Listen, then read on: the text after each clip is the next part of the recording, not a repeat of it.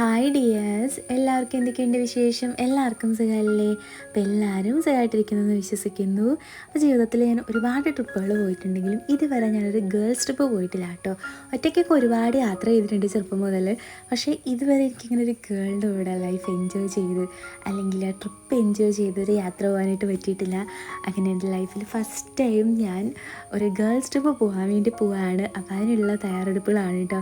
അപ്പോൾ സാധനങ്ങളൊക്കെ ഞാൻ എടുത്ത് വെച്ചിട്ടുണ്ട്. അതൊക്കെ ഇനി ഒന്ന് പാക്ക് ചെയ്താൽ മതി. അപ്പോൾ ഓരോന്നായിട്ട് എടുത്ത് ബാഗിൽ വെക്കുന്നുണ്ട്.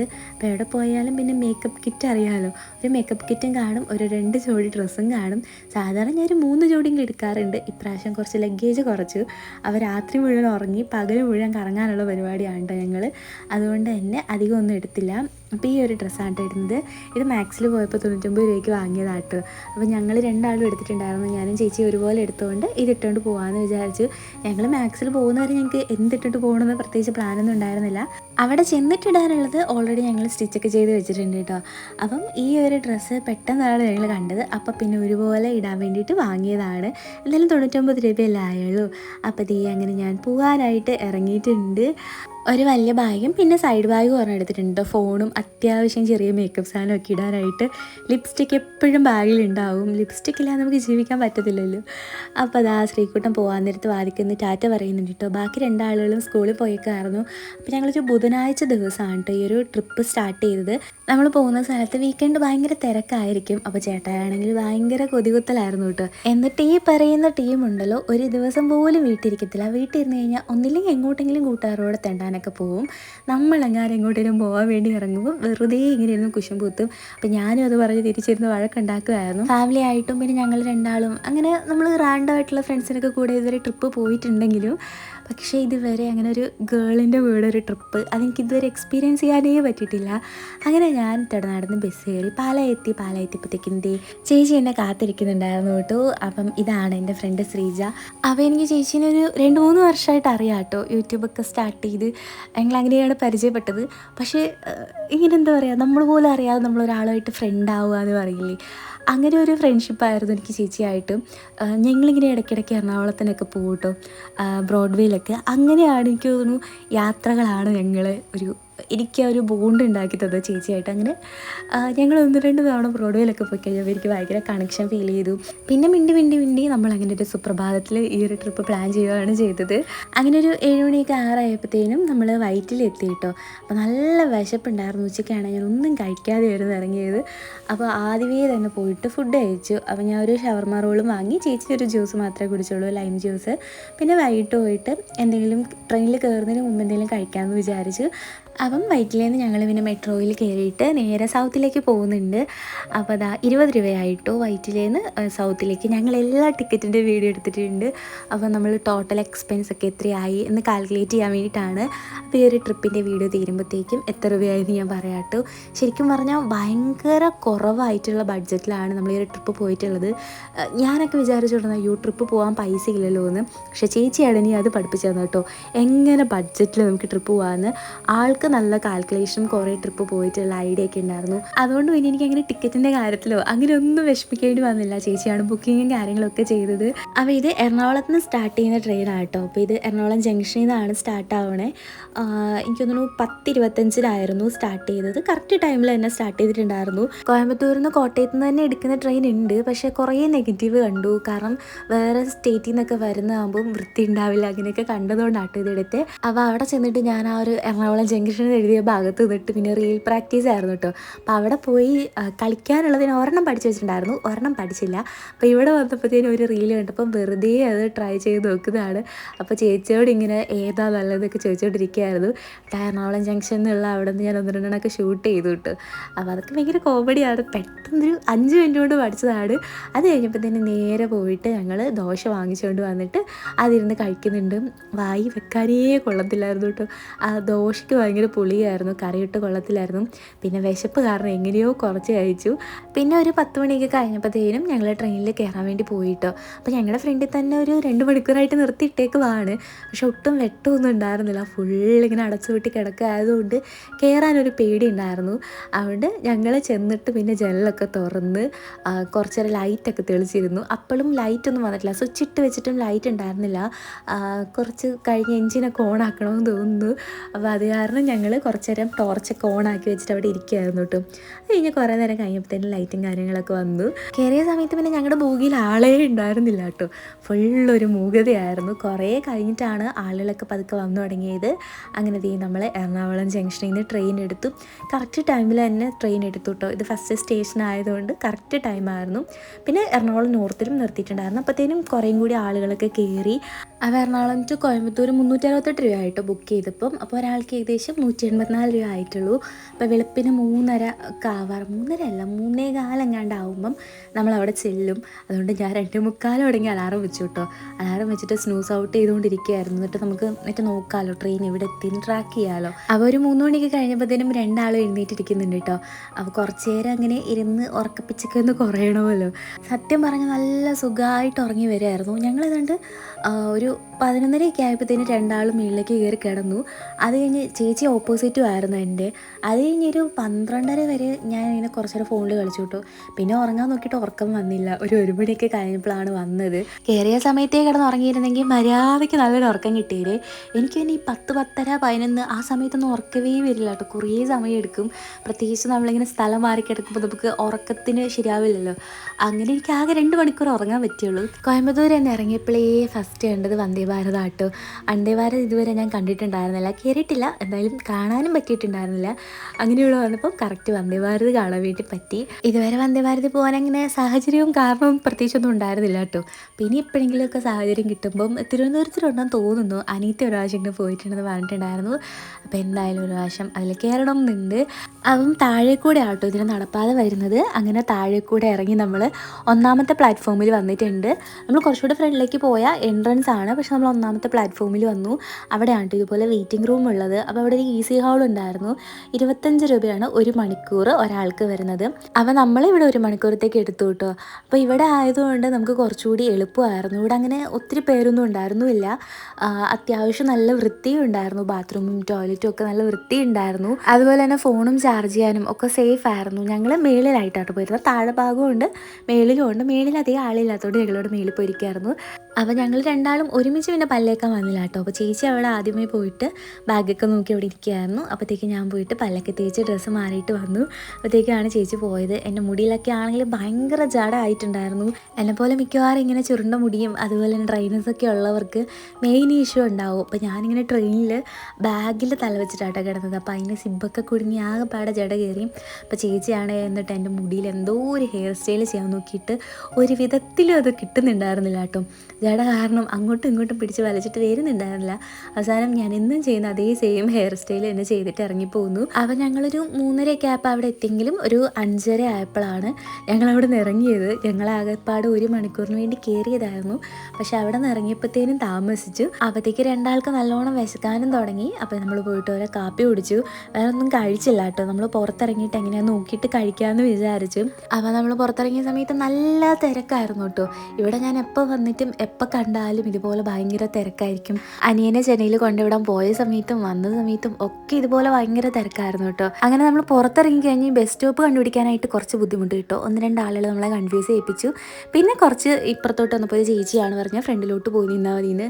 അപ്പോൾ അവിടെ വന്നപ്പോഴത്തേക്കും ഗാന്ധിപുരത്തേക്ക് ബസ് വന്നു. അപ്പോൾ ഈ ഒരു പിങ്ക് ബസ്സിൽ തമിഴ്നാട്ടിലെ സ്ത്രീകൾക്ക് ടിക്കറ്റ് ഫ്രീ ആണ് കേട്ടോ. ടിക്കറ്റ് എടുക്കേണ്ട ആവശ്യമില്ല. അപ്പോൾ ഞങ്ങൾ കറക്റ്റ് പിങ്ക് ബസ്സിലാണ് കയറിയത്. പക്ഷെ നമ്മൾ ഇറങ്ങുന്ന സമയത്ത് ടിക്കറ്റ് കാണിക്കണം. നമ്മൾ വേറെ ആർക്കും കൊടുക്കാനൊന്നും പറ്റത്തില്ല. ടിക്കറ്റ് എടുത്തിട്ട് ഞാൻ ടിക്കറ്റ് സൂക്ഷിച്ച് വെക്കണം എന്നൊക്കെ വിചാരിച്ചപ്പോൾ ഒരു ടിക്കറ്റ് വാങ്ങിച്ചോണ്ട് പോയിട്ടോ. അപ്പോൾ ഗാന്ധിപുരത്ത് എന്നിട്ട് ഞങ്ങൾ ആദ്യം അതിൻ്റെ അകത്തൊക്കെ കയറി നോക്കി. അപ്പോഴത്തേക്ക് അവർ പറഞ്ഞു വേണ്ട, പുറത്ത് നിന്നാൽ മതിയെന്ന്. അപ്പോൾ നമ്മൾ വന്ന് ഇറങ്ങുന്ന ആ സ്ഥലത്ത് തന്നെ കറക്റ്റ് നിന്ന് കഴിഞ്ഞാൽ ഇഷയിലോട്ടുള്ള ബസ് കിട്ടും. അപ്പോൾ ഇഷ മയ്യം എന്നായിരിക്കും ബസ്സിൽ എഴുതിയിട്ടുണ്ടാവുക. തമിഴിലാണെന്ന് തോന്നുന്നു ചില ബസ്സിൽ എഴുതിയിട്ടുള്ളത്. ചിലതിലൊക്കെ ഇഷ യോഗ സെൻറ്റർ അങ്ങനെ എഴുതിയിട്ടുണ്ട്. അപ്പോൾ 14D ആണ് കേട്ടോ ബസ്സിൻ്റെ നമ്പർ. അവിടെയൊക്കെ എല്ലാം ബസ്സിൻ്റെ നമ്പറാണ് പറയുന്നത്. തമിഴ് വായിക്കാൻ അറിയാവുന്നവർക്ക് വായിക്കുന്നവർക്ക് അങ്ങനെ വായിക്കാം. ഇല്ലാന്നുണ്ടെങ്കിൽ ഓരോ ഭാഗത്തേക്കും ബസ് നമ്പർ നോക്കിയിട്ടാണ് നമ്മൾ അങ്ങോട്ടും ഇങ്ങോട്ടൊക്കെ പോകുന്നത്. അപ്പോൾ 40 രൂപയാണ് കേട്ടോ. ഇങ്ങനത്തെ ടിക്കറ്റാണ് ഇപ്പോഴും തമിഴ്നാട്ടിൽ കൊടുക്കുന്നത്. 4000 പൈസ എന്നാണ് എഴുതിയിട്ടുള്ളത്.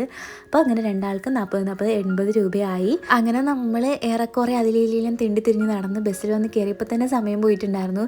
പിന്നെ കുറേ നേരം ഇവിടെ ബസ് ഇട്ടിട്ടാണ് ഇവിടെ നിന്ന് എടുത്തത്. ചേച്ചിയാണെങ്കിൽ ഉറക്കക്ഷീണം കാരണം ഉറങ്ങിയും പോയി. പിന്നെ കുറച്ച് നേരം ചേച്ചിയോട് ഉറങ്ങിക്കോളാൻ പറഞ്ഞിട്ട് ഞാനിങ്ങനെ മാപ്പ് നോക്കിയിരിക്കുമായിരുന്നു. എനിക്ക് ആ ഒരു സമയത്തൊന്നും ഉറക്കവേ വന്നില്ല. ഉറങ്ങിക്കഴിഞ്ഞാൽ അവിടെ ചെല്ലുമ്പോഴത്തേനും പിന്നെ ടയേർഡും ആകും. പിന്നെ എനിക്ക് പോകുന്ന വഴിയോ അതൊക്കെ കാണാൻ ഭയങ്കര ആഗ്രഹമായിരുന്നു. ഇങ്ങോട്ട് വന്നപ്പോൾ ഞാൻ ഉറങ്ങിയിട്ടു. അങ്ങോട്ട് പോയപ്പോൾ ഞാൻ ഫുള്ള് കാഴ്ച കണ്ടിരിക്കുകയായിരുന്നു. അപ്പോൾ അതാ നല്ല രസം ഉണ്ടായിരുന്നു കേട്ടോ. പോകുന്ന വഴിക്കുള്ള അമ്പലങ്ങളൊക്കെ കാണാൻ. തമിഴ്നാട്ടിലെ അമ്പലങ്ങളുടെയൊക്കെ ആ ഒരു നിർമ്മിതി ഭയങ്കര രസമാണ്. പിന്നെ പോകുന്ന വഴിക്ക് ഫുള്ള് തെങ്ങുന്തോപ്പായിരുന്നു. അപ്പം നല്ല രസമാണ് കേട്ടോ. മയിലൊക്കെ ഉണ്ടായിരുന്നു. ഇടയ്ക്കാണ് എനിക്ക് ചേച്ചീനെ ഇങ്ങനെ വിളിച്ചുണർത്താനുള്ള ടെൻഡൻസി ആയിരുന്നു, ചേച്ചി മയിലെന്ന് പറഞ്ഞ്. പക്ഷെ പാവം ഉറങ്ങുന്നത് കണ്ടപ്പോഴത്തേനും മനസ്സ് വന്നില്ല. ഞാൻ പിന്നെ ഇങ്ങനെ നോക്കിയിരുന്നു. അപ്പോൾ ഒരു അരമുക്കാൽ മണിക്കൂറേ നമ്മൾ ഗൂഗിളിൽ കാണിക്കുന്നുള്ളൂ. പക്ഷേ ഏറെക്കുറെ ഒരു മണിക്കൂർ എടുത്തു. അപ്പോൾ നമ്മൾ 7 മണി ആയപ്പോഴാണ് അവിടെ നിന്ന് ബസ് എടുത്തത്. 8 മണി ആയപ്പോഴത്തേനും നമ്മളിവിടെ ഇഷ ഫൗണ്ടേഷനിലെത്തി. നമ്മൾ ആ എത്താറാകുമ്പോഴത്തേക്ക് ഒരു മലയൊക്കെ കാണാൻ പറ്റും കേട്ടോ. അവിടെ നിന്നുള്ളൊരു വ്യൂ ആണിത്. ആ ഒരു ഉദിച്ച് വരുന്ന സൂര്യനായതുകൊണ്ട് തന്നെ വെയിലുമില്ല, നല്ല രസം ഉണ്ടായിരുന്നത് കാണാനായിട്ട്. ഇങ്ങനെ നോക്കാൻ പറ്റും നമുക്ക്. അപ്പോൾ അവിടെ എന്തൊക്കെയോ കുഞ്ഞു കുഞ്ഞു കൃഷിയും കാര്യങ്ങളും ഒക്കെ ഉണ്ടായിരുന്നു. അപ്പോൾ ദാ നമ്മളങ്ങനെ അവിടെ എത്തിയിട്ടുണ്ട്. വലിയൊരു ഗ്രൗണ്ട് ഉണ്ടായിരുന്നു. ഇന്നിപ്പം ഈ ദിവസം ആയതുകൊണ്ടാണെന്ന് തോന്നുന്നു വലിയ തിരക്കില്ലാത്ത. നമ്മൾ ബുധനാഴ്ച രാത്രി ഇവിടെ നിന്ന് കയറി വ്യാഴാഴ്ച വെളുപ്പിനെയാണ് കേട്ടോ അവിടെ വന്നിറങ്ങിയത്. അങ്ങനെ കറക്റ്റ് 8 മണിയായപ്പോഴത്തേക്കും നമ്മളവിടെ എത്തി. ചെന്നിറങ്ങിയ പാടെ ഞങ്ങൾ ഫസ്റ്റ് തപ്പിയത് ഫുഡ് കഴിക്കാനുള്ള സ്ഥലമാണ്. അപ്പോൾ എൻട്രൻസിന് അവിടെ തന്നെ ഒരു ക്യാൻറ്റീൻ ഉണ്ട്. അപ്പോൾ നമ്മൾ അങ്ങോട്ടേക്ക് പോയിട്ട് ഫുഡ് കഴിക്കാമെന്ന് വിചാരിച്ചു. അപ്പോൾ ഞങ്ങൾ അതിന് മുന്നേ ആയിട്ട് ഈ ഒരു ലഗേജൊക്കെ വെക്കുന്ന സ്ഥലത്ത് പോയിട്ട് ബാഗ് വെക്കാൻ പറ്റുമോ സൂക്ഷിക്കാൻ പറ്റുമോ എന്ന് ചോദിച്ചിട്ടുണ്ടായിരുന്നു. പക്ഷെ അവർ നമ്മൾ ആ ഒരു യോഗ സെൻറ്റർ ഉണ്ട്, ആദിയോഗിയിലേക്ക് പോകുന്നവർക്ക് മാത്രമേ അവിടെ ബാഗ് അവർ സൂക്ഷിച്ച് വെക്കത്തുള്ളൂ. ബാഗും ഫോണുമൊക്കെ നമ്മൾ ഇങ്ങോട്ടേക്ക് വരുന്നവർ അവിടെ കീപ്പ് ചെയ്യത്തില്ല. അങ്ങനെ നമ്മൾ പിന്നെ ബാഗുമായിട്ട് തന്നെ നടക്കേണ്ടി വന്നു. അപ്പം നേരെ പോയിട്ട് നമ്മൾ ഫുഡ് കഴിക്കാൻ വേണ്ടി പോയി. ആദ്യമേ തന്നെ ബില്ല് പേ ചെയ്യണം കേട്ടോ. അത് കഴിഞ്ഞിട്ടേ നമുക്ക് പോയിട്ട് സാധനം വാങ്ങാൻ പറ്റത്തുള്ളൂ. നമ്മൾ തന്നെ പോയിട്ട് വാങ്ങിച്ചുകൊണ്ട് വരണം. അപ്പോൾ ഞങ്ങൾ തമിഴ്നാട്ടിൽ വന്നതല്ലേ, ഫിൽറ്റർ കോഫി കുടിക്കാനുള്ള ആക്രാന്തത്തിൽ 2 ഫിൽറ്റർ കോഫിയും പിന്നെ നെയ് റോസ്റ്റുമാണ് കേട്ടോ പറഞ്ഞത്. അങ്ങനെ വേറെ ഒന്നും ഹെവി ആയിട്ട് കഴിക്കണമല്ലോ എന്ന് വിചാരിച്ചിട്ട് എൻ്റെ ജീവിതത്തിൽ ഞാൻ കുടിച്ചിട്ടില്ല ഇത്രയും വൃത്തികെട്ട കാപ്പി. എപ്പോഴൊന്നും കുടിച്ചിട്ടില്ല കേട്ടോ. അത്രയ്ക്ക് കയ്പ്പായിരുന്നു. കയ്പ്പെന്ന് പറഞ്ഞു കഴിഞ്ഞാൽ നമുക്ക് വായിലേ വെക്കാൻ പറ്റണില്ല. ഒപ്പം മധുരവും ഉണ്ടായിരുന്നില്ല. ഞങ്ങൾ 2 ആളും കുടിച്ചില്ല കേട്ടോ. നല്ല പൈസയും ആയിട്ടുണ്ടായിരുന്നു. 2 ആളും അത് കുടിച്ചില്ല. പിന്നെ നെയ് റോസ്റ്റ് എങ്കിലും നല്ലതായിരിക്കും എന്നുള്ള പ്രതീക്ഷയിൽ ഞാൻ ഇരിക്കുമായിരുന്നു. നല്ല ഭംഗിയായിട്ടൊക്കെ ഡിസൈനൊക്കെ ചെയ്താണല്ലോ അവർ തന്നത്. അങ്ങനെ കഴിച്ചു തുടങ്ങിയപ്പം നെയ് റോസ്റ്റിന് ഭയങ്കര ഉപ്പുമായിരുന്നു കേട്ടോ. അതിലേതോ ഒരു കറി കൊള്ളായിരുന്നു. ചേച്ചിക്കാണെങ്കിൽ പുതിനയിട്ട സാമ്പാറൊന്നും ഇഷ്ടമല്ല. അപ്പോൾ ചേച്ചിക്ക് അതും ഇഷ്ടപ്പെട്ടില്ല. സാമ്പാറിനകത്താണെങ്കിൽ ഭയങ്കര പുതിനയുടെ ടേസ്റ്റും ഭയങ്കര ഉപ്പുമായിരുന്നു. പിന്നെ ഈ സാധനം എനിക്ക് ഇഷ്ടമായി. ഇത് അവിടുത്തെ ഒരു സ്പെഷ്യൽ ഐറ്റമാണ് കേട്ടോ. തമിഴ്നാട്ടിലെ കേസരി എന്നാണ് പറയുന്നത്. അപ്പോൾ ഞാൻ ചെറുപ്പത്തിലേക്ക് ഇത് കഴിച്ചിട്ടുണ്ട് കേട്ടോ. പക്ഷേ എനിക്ക് ഒട്ടും ഇഷ്ടമല്ലായിരുന്നു ചെറുതിൽ.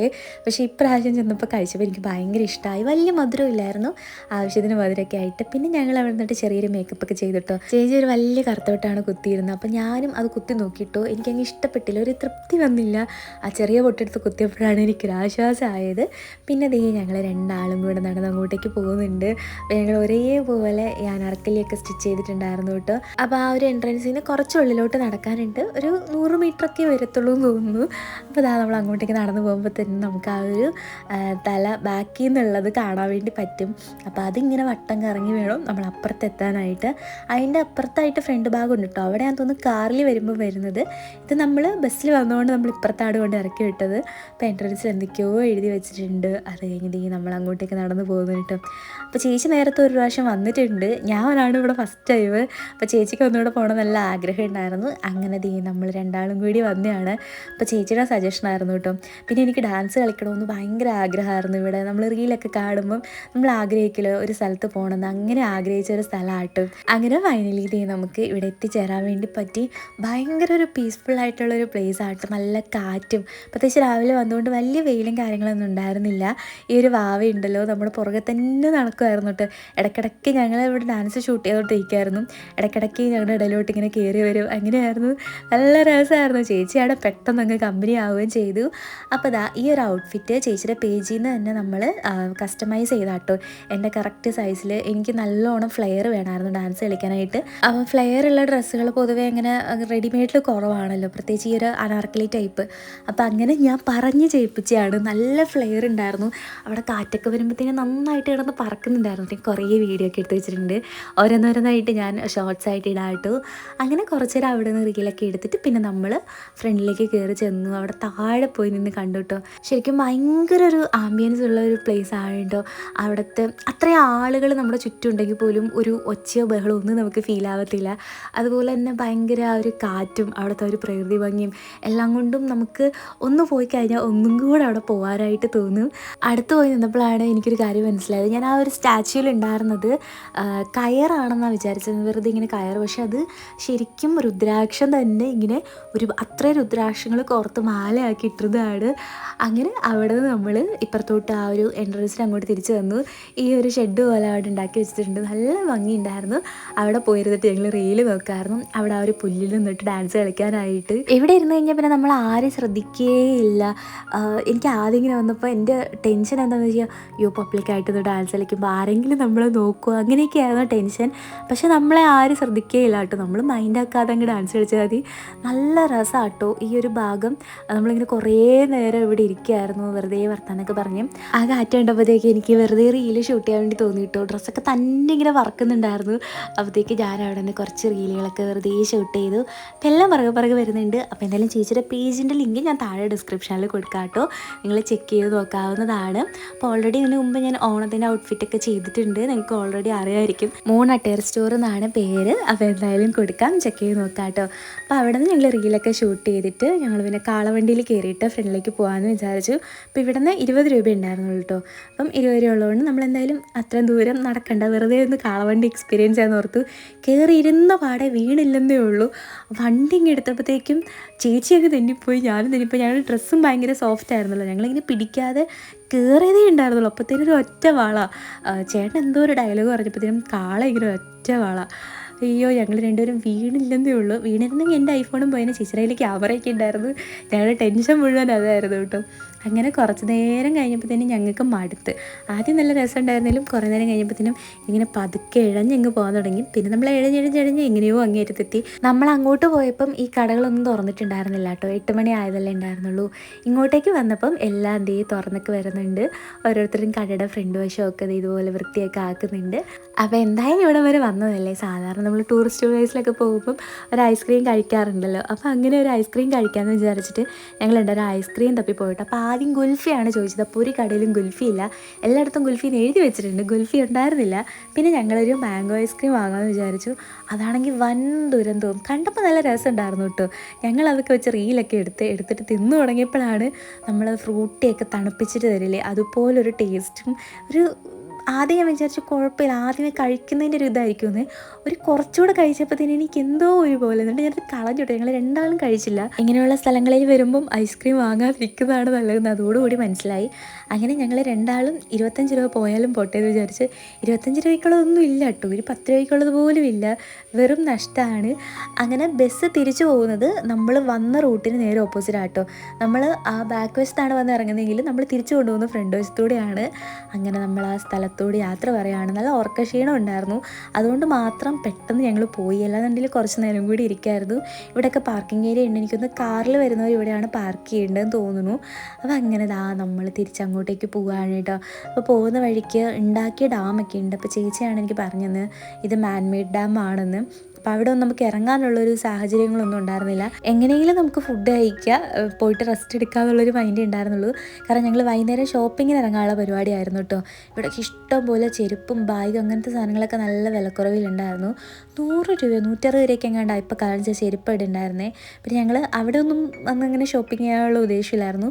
ഇവിടെ അടുത്തൊരു മാർക്കറ്റ് ഉണ്ട്, അങ്ങോട്ട് പോകാനുള്ള പരിപാടിയായിരുന്നു കേട്ടോ. അപ്പോൾ ഇതാണ് കേരളത്തിൽ നിന്ന് വരുന്നതും കേരളത്തിലേക്ക് പോകേണ്ടതുമായിട്ടുള്ള ബസ് സ്റ്റാൻഡ്. അവിടെ നിന്നാണ് കേട്ടോ ബസ് കയറുന്നത്. ഞങ്ങൾ മിനിറ്റ് മുമ്പ് അവിടെ വന്നിട്ടായിരുന്നു ഇറങ്ങിയത്. അപ്പോൾ അതാ നമ്മൾ ഫുഡ് കഴിക്കാനായിട്ട് ഒരു കട തപ്പി പോവുകയാണ്. അപ്പോൾ ചേച്ചിയാട്ടോ പറഞ്ഞത് എവിടെയോ യൂട്യൂബിൽ എവിടെയോ റിവ്യൂ കണ്ടിട്ടുള്ളതാണ് സുബു മെസ് എന്ന് പറഞ്ഞൊരു ഷോപ്പ്. അങ്ങനെ നമ്മളത് തപ്പിപ്പോയി. അങ്ങോട്ട് പോയപ്പോൾ നമ്മൾ രാവിലെ കണ്ടിട്ടുണ്ടായിരുന്നു. അപ്പോൾ ആ ഒരു ബസ് സ്റ്റാൻഡിൽ നിന്ന് കുറച്ച് ഫ്രണ്ടിലേക്ക് പോയാൽ മതി, റൈറ്റ് സൈഡിലായിട്ടാണ്. അപ്പോൾ വലുതായിട്ട് എഴുതി വെച്ചിട്ടുണ്ട് സുബു മെസ് എന്നാട്ടോ പേര്. അപ്പോൾ നമ്മൾ എന്തായാലും പോയി കഴിച്ച് നോക്കാം. കാരണം നമ്മൾ റിവ്യൂ ഒക്കെ കണ്ടുപോകണം എല്ലാം നന്നാവണമെന്നൊന്നുമില്ലല്ലോ. അങ്ങനെ ഒരു വിചാരത്തിലാട്ടോ അങ്ങോട്ട് പോയേ. അപ്പോൾ സെക്കൻഡ് ഫ്ലോറിലായിരുന്നു, താഴെ വേറെ എന്തോ കടയോ കാര്യങ്ങളോ ഉണ്ടായിരുന്നു. അങ്ങനെ അതാ നമ്മൾ അവിടെ എത്തിയിട്ടുണ്ട്. അപ്പോൾ നമ്മുടെ ഇവിടുത്തെ പോലെ പാത്രത്തിലൊന്നും അല്ല കേട്ടോ, ചെന്ന പാടെ നമുക്ക് രണ്ടാൾക്കും ഓരോ ഇല തന്നു. ഞാൻ പിന്നെ ഒരു ഫോർമാലിറ്റിക്ക് ഇലയൊക്കെ ഇങ്ങനെ കുറച്ച് വെള്ളം ഒഴിച്ച് ഒന്ന് തൂത്ത് ഇട്ടിട്ട് അവർ നല്ല കഴുകി വൃത്തിയാക്കി വെച്ചേക്കും ഞാൻ തോന്നുന്നു, ഹോട്ടലിലൊക്കെ ആയതുകൊണ്ട്. എന്നാലും ഇരിക്കട്ടെ ഒരു ഫോർമാലിറ്റി. പണ്ട് നമ്മൾ തമിഴ്നാട്ടിലെ കല്യാണത്തിനൊക്കെ പോകുമ്പോൾ അങ്ങനെയായിരുന്നു. അധികം വെയിറ്റ് ചെയ്യേണ്ടിയൊന്നും വന്നില്ല, ഒരു 10 മിനിറ്റിൽ തന്നെ നമുക്ക് ബിരിയാണി വന്നു. അപ്പോൾ തമിഴ്നാട്ടിലെ ഇങ്ങനത്തെ ബിരിയാണി എക്സ്പീരിയൻസ് ചെയ്യണമെന്നുണ്ടായിരുന്നു കേട്ടോ. അപ്പോൾ ഇത് എന്ത് ടൈപ്പ് ബിരിയാണിയാണെന്നൊന്നും അറിയില്ല. നമ്മുടെ ഇവിടെ നിന്ന് കോഴിക്കോട് എന്നൊക്കെ പറയുന്ന പോലെ അവിടെയും പല ടൈപ്പുകളുണ്ട് കേട്ടോ. അപ്പോൾ ഓരോ സ്ഥലത്തും ഓരോ ടേസ്റ്റ് ആയിരിക്കുമല്ലോ. പക്ഷേ തമിഴ്നാട്ടിലെ ബിരിയാണികൾ പൊതുവേ ഈ ഒരു രീതിയിലാണ്, നമ്മുടെ ഇവിടുത്തെ പോലെ അല്ല. ഇങ്ങനെ കാണുമ്പോൾ റെഡിഷ് കളറൊക്കെ ആയിട്ടും കുറച്ച് ഡിഫറെൻ്റ് ആണ്. അപ്പോൾ ഞങ്ങളതുകൊണ്ട് ഒരെണ്ണം വാങ്ങി ടേസ്റ്റ് ചെയ്ത് നോക്കാമെന്ന് വിചാരിച്ചു. പിന്നെ ഞങ്ങൾ രണ്ടാളും അധികം ഫുഡ് കഴിക്കുന്ന ആൾക്കാരല്ലോ, ഇച്ചിരിയേ കഴിക്കുള്ളൂ. ചേച്ചി ഭയങ്കര പിക്കീറ്ററുമാണ്. അത് കാരണം ഞങ്ങൾ ഒരെണ്ണം വാങ്ങിച്ചപ്പോൾ തന്നെ ഞങ്ങൾക്ക് രണ്ടാൾക്കും വയറ് നിറയെ കഴിക്കാനുള്ളതുണ്ടായിരുന്നു. ബിരിയാണിക്ക് 166 രൂപയാണ് ഉണ്ടായത്. ഞങ്ങൾ 4 ഫ്രഷ് ലൈം വാങ്ങി. കാരണം ബിരിയാണിക്ക് അത്യാവശ്യം എരിവുണ്ടായിരുന്നു കേട്ടോ. ചെറിയ എനിക്ക് എരിവായിരുന്നു, ചേച്ചിക്ക് അങ്ങനെ വലിയ എരിവില്ലായിരുന്നു. പിന്നെ അവിടെ ഇരുന്ന ചൂടുവെള്ളം ആയതുകൊണ്ട് ഞങ്ങൾ 2 ഫ്രഷ് ലൈം ആദ്യം വാങ്ങിയിട്ട് അത് തീർന്നു പോയിട്ട് നല്ല ലൈമുമായിരുന്നു, അതുകൊണ്ട് ഒന്നും കൂടി വാങ്ങി. എന്തായാലും കഴിച്ചതിൽ തന്നെ നിർത്തിയിട്ടായിരുന്നു കേട്ടോ. രാവിലത്തെ ആ ഒരു ബ്രേക്ക്ഫാസ്റ്റിൻ്റെ ക്ഷീണം മാറിയത് ഉച്ചയ്ക്ക് ബിരിയാണി കഴിച്ചതിന് ശേഷമാണ്. പിന്നെ ഞങ്ങൾ റെയിൽവേ സ്റ്റേഷനിൽ എത്തി. അവിടെ ഈ ഒരു കട ഉണ്ടായിരുന്നു കേട്ടോ, ഇഷ്ടം പോലെ കളക്ഷൻ ഉണ്ടായിരുന്നു. അപ്പോൾ കുറച്ച് നേരം അതിലേക്ക് വായി നോക്കി നിന്നിട്ട് ഞങ്ങൾ പിന്നെ രാവിലെ റെസ്റ്റ് എടുത്ത് ആ ഒരു AC ഹോളിൽ തന്നെ പോയിട്ട് കുറച്ച് നേരം കൂടെ റെസ്റ്റ് എടുത്തു. അതൊക്കെ കഴിഞ്ഞ് ഞങ്ങൾ വൈകുന്നേരമാണ് ഷോപ്പിങ്ങിന് പോയത്. അപ്പോൾ ഷോപ്പിംഗ് വ്ളോഗ് എന്തായാലും നെക്സ്റ്റ് വീഡിയോയിൽ വരുന്നുണ്ട് കേട്ടോ. അപ്പം ഇതിനകത്തും കൂടെ ആഡ് ചെയ്ത് കഴിഞ്ഞാൽ ഭയങ്കര ലെങ്തായി പോകും. ഇവിടുത്തെ മാർക്കറ്റിൽ കുറേ കാണാനുണ്ട്. അപ്പോൾ അത് നെക്സ്റ്റ് വീഡിയോയിൽ ഡീറ്റെയിൽ ആയിട്ട് ഇടാം. അപ്പോൾ ഇന്നത്തെ വീഡിയോ ഇഷ്ടമായി കാണുമെന്ന് വിചാരിക്കുന്നു. വീഡിയോ ഇഷ്ടമായിട്ടുണ്ടെങ്കിൽ ലൈക്ക് ചെയ്യുക, ചാനൽ സബ്സ്ക്രൈബ് ചെയ്യുക. മറ്റൊരു വീഡിയോയുമായി വീണ്ടും കാണാം. Bye dears.